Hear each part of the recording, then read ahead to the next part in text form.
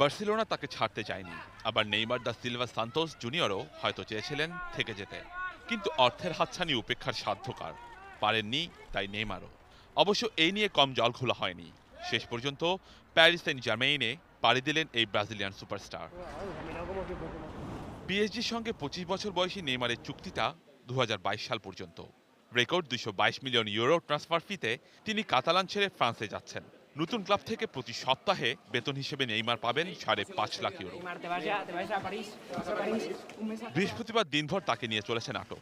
পিএসজিতে নেইমারের যাওয়া আদৌ হবে কিনা তা নিয়ে একসময় প্রশ্ন উঠে গণমাধ্যমগুলোতে। গতকাল নেইমারের আইনজীবী বার্সেলোনার বাই আউট ক্লজের টাকা জমা দেওয়ার জন্য লা লিগার অফিসে গেলেও তা প্রত্যাখ্যান করে সংস্থাটি। তাতে ২৫ বছর বয়সী ফরওয়ার্ডের দলবদল ঝুলে যায়।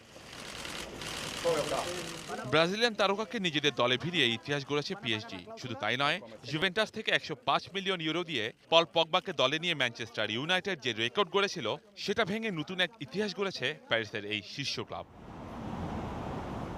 শুধু দলবদলের টাকা নয়, বেতনের দিক থেকেও নেইমারকে দুহাত ভরে দিচ্ছে ফরাসি ক্লাব। বিবিসির দাবি, ৫ বছরের চুক্তিতে নেইমার বছরে আয় করবেন ৪৫ মিলিয়ন ইউরো। ফুটবল ইতিহাসে রেকর্ড ট্রান্সফার ফিতে ক্লাব বদলে নেইমারের স্থান পঞ্চম। এর আগে ৯০ মিলিয়ন ইউরোতে ২০১৬ সালে নাপোলি থেকে জুভেন্টাসে আসে আর্জেন্টাইন তারকা গনজালো হিগুইন। ২০০৯ সালে ম্যানচেস্টার ইউনাইটেড থেকে ৯৪ মিলিয়ন ইউরোতে ক্রিশ্চিয়ানো রোনালদোকে কিনে নেয় রিয়াল মাদ্রিদ। ২০১৩-তে টটেনহাম ফরওয়ার্ড গ্যারেথ বেলকে ১০০ মিলিয়ন ইউরোতে নিজ দলে ফেরায় লস ব্লাঙ্কোসরা। ২০১৩ সালে সান্তোস ছেড়ে বার্সেলোনায় যোগ দিয়েছিলেন নেইমার। গত ৪ বছরে ইউরোপিয়ান ফুটবলে সম্ভাব্য সব শিরোপা জিতেছেন তিনি ন্যু ক্যাম্পে। সামনের মৌসুমেও হয়তো অপেক্ষা করছিল আরও, কিন্তু নেইমার নিতে চাইলেন অন্য চ্যালেঞ্জ। পিএসজিতে এবার ১০ নম্বর জার্সিতে মাঠ মাতাবেন এ Brazilian. Nazif Hasan, sports desk, ATN news.